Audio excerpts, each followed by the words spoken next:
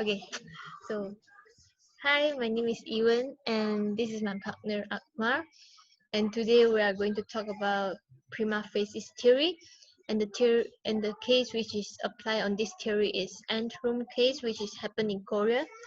And Akmar, can you first tell us what is the learning outcome from this theory? Okay, so before we go any further in the prima facie theory, the learning outcome for today's presentation is to fully understand the prima facie theory. And not only that, we're going to apply the case study, which is the nth room, as an example for the prima facie theory. So without further ado, Ewan, let's hit it off with the prima facie theory. So what is facie theory anyway? So prima facie duties is actually a combination of Kantian theory, utilitarianism, and Aristotle. So it is about what we ought to do, and it is also self-evidence duties that we should understand what we should do or which is the right thing to do. So there are two types of prima facie duties. So the first one is actual duties, which are duty that we must do in certain situations. And there also have seven main duties, which are fidelity, reparations, gratitude, justice, beneficence, self-improvement, and non-maleficence. So there are also three additional duties, which are respect for freedom, duty to care, and non-parasitism. So now I'm going to talk about the priority rules. So the first priority rules is non-injury normally override other prima facie duties that I mentioned before. And the second one is fidelity normally overrides beneficence. And the third one is beneficence, non-injury, and self-improvement usually are positive qualities that often override any prima facie duties. Okay, so Akmar, can you explain about, let us know more about the case that we are talking about? So, as for the case study, we have picked the nth room to explain the prima facie theory. So, what is nth room? Nth room is essentially a chat room created in Telegram where the main perpetrator called Baksa, which is in Korea called Doctor. They would target women in their teens and 20s by going to idol fan cafes and manipulate victims into giving him revealing photos in which he would blackmail them with. And through this, he would share sexual content across different Telegram chat rooms and receive payment in cryptocurrency. So currently there's like 260,000 users in the process, and this also includes celebrities. However, to gain access into the chat isn't easy at all because customer had to first prove themselves in separate channel by uploading their own sexual abuse videos and images. So in fact, the nth room was first examined through an SBS, which is like a Korean broadcasting channel, through an investigative journalism program where like journalists work together to find out more about this case. So in order for us um, to look more into the prima facie theory, we have to first look in the perspective of the journalist.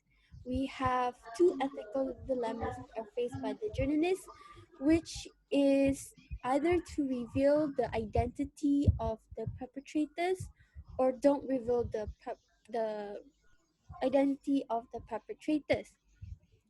So in the revealing the perpetrator's identity, we have applied multiple duties in the prima facie theory. So one of it is like beneficence. So beneficence is basically to help others or do good to others. So if the journalists um, are to reveal the identity, audiences are able to recognize and aware of the current situation, which is cyber sex trafficking. And through this, it enables people to create stricter laws towards it. And second duty from the prima facie theory is justice. So as we know, justice is be fair to all, and it has its benefits, right? So the victims, if we were to apply justice in revealing the identity, the victims finally have freedom as they know about the perpetrators. And not only that, more victims from sexual abuse, not only from this case, are able to share their experiences. And also, like, perpetrators are able to get punishment from their actions. And through this, it will significantly benefit everyone. And lastly, the duties of the prima facie in revealing the identity of the perpetrators is reparation. So, reparation is basically to correct our wrongs. So, if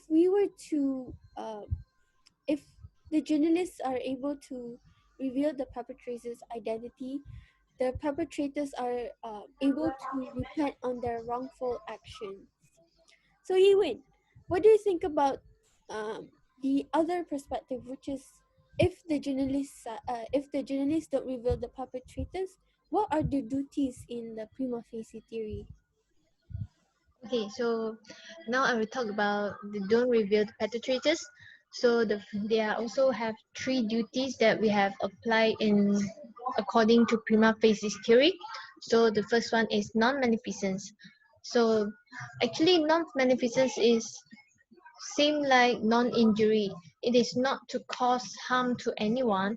And when we apply these duties in this case, so the reputation of the perpetrators and their life will not harm at all. This is because maybe they have some people who don't dislike them because of this case. They will actually attack them verbally or physically. So when their identities are not revealed, their life, their all of their reputations will not be harmed. So for the second one is duty to care. So it is actually to care about our families or friends or people that around us. So when we apply on this case, so actually the families of the perpetrators able to live their life normally, and they will be protected from public's attack and discriminations. So basically they can live like normal people. They wouldn't have to scare about people are talking about them, gossip about them, and they wouldn't have to stand on the pressure of public. Yeah. So for the third one is self-improvement. So for the perpetrators, if their identity is not revealed, they still have a chance to increase their knowledge or skill by learning and studying. So they have a chance to regret on what they have done, and they can still have the chance to get some jobs or make their lives and their families better.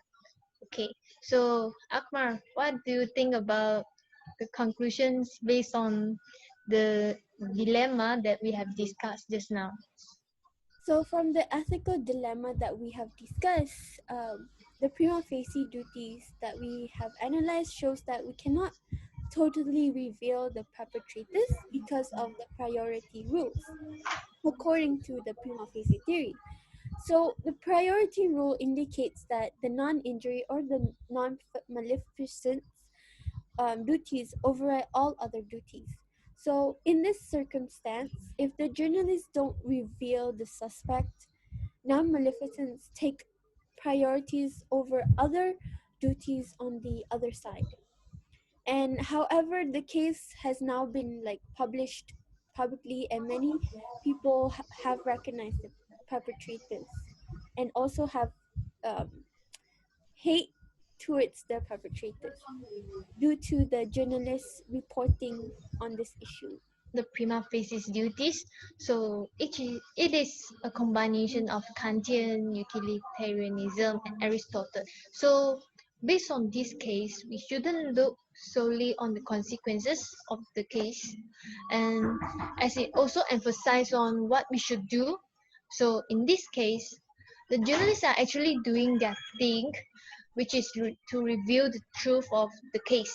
So it's their duty what they should do by not looking at the consequences. Okay. So that's all from our presentation on the prima facie theory.